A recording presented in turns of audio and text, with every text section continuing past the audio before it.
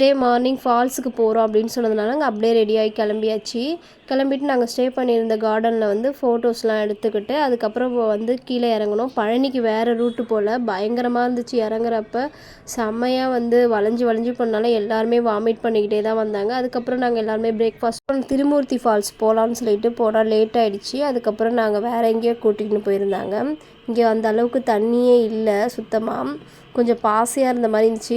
இறங்குறப்ப செம்மையாக கல்லுலாம் வழுக்கி விட்டுனே இருந்தது. நானே பொத்துன்னு விழுந்துட்டேன்.